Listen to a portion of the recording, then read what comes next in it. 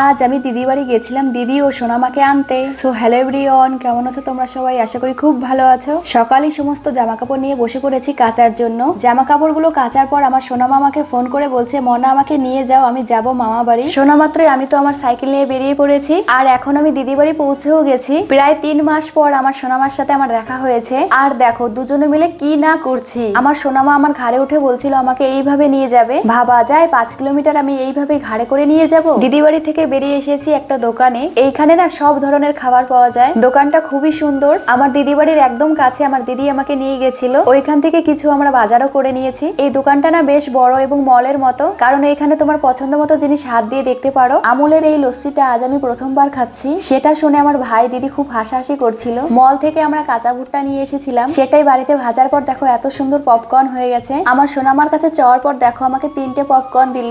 এটাই আমি খুশি মনে খেয়ে নিলাম। তো ভিডিওটা এই পর্যন্তই, দেখা হচ্ছে পরবর্তী ভিডিওতে। ভালো থেকো সবাই।